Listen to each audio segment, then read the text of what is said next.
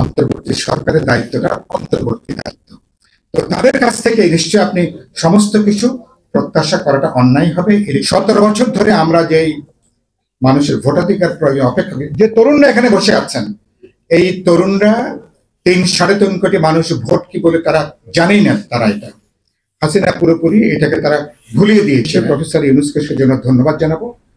আমি কদিন আগে প্রফেসর ইউনূসকে বলেছি আমাদের সঙ্গে আলোচনায় যে আমরা আপনার নেতৃত্বে মাত্র একটা সরকার দেখতে চাই। একটা দেশে এতগুলো সরকার, আমলারা প্যারালেল কয়েকটা সরকার চালাবে, ছাত্র তরুণরা এক ধরনের সরকার চালাবে। এতগুলো সরকার চললে দেশে একটা ইতিমধ্যে একটা আধা নৈরাজ্যিক অবস্থা জন্ম নিয়েছে, একটা সামাজিক নৈরাজ্যের জন্ম নিয়েছে, এবং সামাজিক নৈরাজ্যটা একটা রাজনৈতিক নৈরাজ্যেরও জন্ম দেওয়ার ঝুঁকি তৈরি করছে। কিছু রাজনৈতিক লুম্পেন, কিছু বদমাশ, হুলিগান, তারা এই পরিস্থিতির সুযোগ নিয়ে নানা ধরনের সামাজিক অনাচারের কাজের সাথে তারা যুক্ত হয়ে পড়েছে। এবং একই সাথে বাংলাদেশ তার ইতিহাসের মধ্যে গত 53-54 বছরের মধ্যে সবচেয়ে বড় নিরাপত্তার ঝুঁকির মধ্য দিয়ে এখন বাংলাদেশ যাচ্ছে। রোহিঙ্গা সংকট, 3 পার্বত্য জেলার যে বহুমাত্রিক সংকট, এবং ভারত কমাস ধরে, ভারত যেহেতু আমাদের অভ্যুত্থানকে মেনে নেয়নি, আমাদের যেটাকে আমি বলি রেজারেকশন, আমাদের এই পুনরুত্থান, এই 17-18 কোটি মানুষের এবার গণজাগরণ গণঅভ্যুত্থানের মধ্য দিয়ে, এবং ভারত এক ঝুড়িতে সমস্ত ডিম রাখতে যে আওয়ামী লীগের উপরে বাজি ধরতে যে গত 18 কোটি মানুষ বাংলাদেশের বিরুদ্ধে তার অবস্থান নিয়েছিল, ভারত আওয়ামী লীগের পরাজয়কে ভারত নিজের পরাজয় হিসাবে বিবেচনা করেছে। এই সব প্রভাবলি দিল্লির সাউথ ব্লক এখনো তারা পুরোপুরি কাটিয়ে উঠতে পারেনি। এই জন্য বাংলাদেশ বিরোধী একটা তৎপরতা এখন অব্যাহত আছে। বিদ্যমান একটা অনির্বাচিত সরকার যদি অনির্দিষ্টকাল ক্ষমতায় থাকে, এই ঝুঁকিটা আরো বাড়তে থাকবে। আমরা প্রফেসর ইউনূসকে কথাটা বলেছি, আপনার উচিত হবে বিচারের ব্যাপারে আমরা একমত, সংস্কারের ব্যাপারে আমরা যেটুকু ঐকমত হয়েছি, অনতিবিলম্বে জুলাই সনদ আমরা স্বাক্ষর করতে চাই এবং সমঝোতা সনদ স্বাক্ষর করতে চাই। এরপরে বাকি থাকে নির্বাচন। একটা নির্বাচিত রাজনৈতিক সরকার ছাড়া আমাদের বহুমাত্রিক যে ঝুঁকি, যে চ্যালেঞ্জগুলো বাংলাদেশকে সামনের দিকে এগিয়ে নিয়ে যাওয়া, কোনোভাবেই সেটাকে সম্ভব হবে না। সরকার তারা ইতিমধ্যে তারা একটা আলোচনা করেছেন, আগামী বছরের রোজার আগেই মধ্য ফেব্রুয়ারিতে জাতীয় নির্বাচনের ব্যাপারে প্রফেসর ইউনূস তিনি ঘোষণা দিয়েছেন। ইলেকশন কমিশন ইতিমধ্যে তারাও ধারণা দিয়েছেন যে তারা ডিসেম্বরে তারা এটা সম্পূর্ণ তফসিল ঘোষণা করবেন। ইতিমধ্যে 2 দিন আগে প্রধান নির্বাচন কমিশনার তিনি বলেছেন ফেব্রুয়ারির মধ্যভাগে আগামী বছরে জাতীয় নির্বাচন হবে।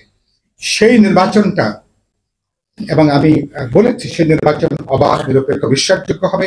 17 বছর ধরে আমরা যেই মানুষের ভোটাধিকার প্রয়োজন অপেক্ষা, যে তরুণরা এখানে বসে আছেন, এই তরুণরা 3-3.5 কোটি মানুষ ভোট কি বলে তারা জানেই না। তারা এটা হাসিনা পুরোপুরি এটাকে তারা ভুলিয়ে দিয়েছিলেন। ফলে এই নির্বাচনের মধ্য দিয়ে আমরা নির্বাচিত সরকার করব, যে সরকার জনগণের প্রতি দায়বদ্ধ হবেন, যেখানে জবাবদিহি করবেন, এবং যেখানে প্রধানমন্ত্রী, রাষ্ট্রপতি থেকে শুরু করে প্রত্যেক নির্বাচিত প্রতিনিধি তারা নির্বাচিত হওয়ার পরে কেউ নিজেদেরকে জমিদার মনে করবেন না, কেউ নিজেদেরকে তহসিলদার মনে করবেন না, কেউ নিজেদেরকে নতুন একটা শাসক হিসাবে নিজেদেরকে বিবেচনা করবেন না। এটা আমাদের পাবলিক অঙ্গীকার। সেই জায়গা থেকে আমরা যেটা মনে করি এটা আমরা একটা শুভ যাত্রার দিকে আমরা করতে পারবো। প্রফেসর ইউনূস বলেছেন 3 দিন আগে তার দ্বিতীয় ইনিংস তার শুরু হলো, দ্বিতীয় অধ্যায় শুরু হলো। আমি আপনাদের গণমাধ্যমের মাধ্যমে সরকারের কাছে বার্তাটা পৌঁছাতে চাই। আপনার দ্বিতীয় অধ্যায়ের প্রথম কাজ হবে যেসব কারণে আপনার সরকার বিতর্কিত হচ্ছেন, এই বিতর্ক থেকে মেহেরবানি করে আপনারা বেরিয়ে আসুন। প্রয়োজন বোধে আপনারা উপদেষ্টা মণ্ডলী ছোট করুন।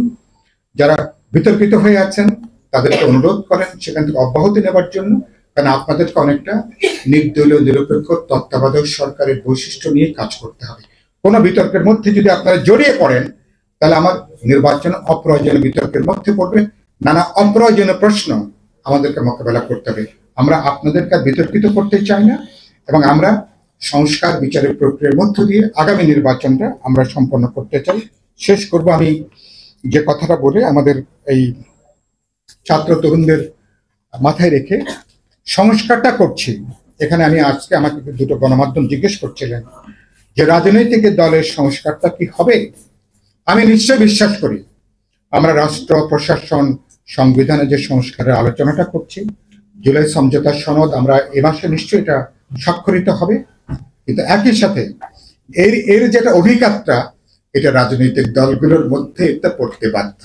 ফলে রাজনৈতিক দলগুলোর মধ্যে যে গণতন্ত্রায়ন, রাজনৈতিক দলগুলোর মধ্যেও যে সংস্কার, ভাবনা চিন্তা, রাজনৈতিক সংস্কার, সেখানে যে জবাবদিহিতা, দলগুলোর অভ্যন্তরীণ গণতন্ত্রের যে প্রশ্ন, নিশ্চয়ই সেটাও এর সঙ্গে যুক্ত।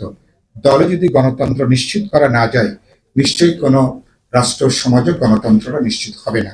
এবং আমি দেখছি ইতিমধ্যে দলগুলোর মধ্যে, এবং তারা নিজেরাও তাদের কিভাবে একটা গণতান্ত্রিক প্রক্রিয়ার মধ্য দিয়ে সবাইকে যুক্ত করে কিভাবে একটা মহাযজ্ঞের মতন বিএনপির মতন দল বা ধরুন গণতন্ত্র মঞ্চ অন্যান্য দল প্রতিনিয়ত তাদের একটা বিশাল সময়টা যাচ্ছে কেবল আলাপ আলোচনা, বোঝাপড়া, মতামত গঠন করতে, যে এটা একটা শুভ লক্ষণ।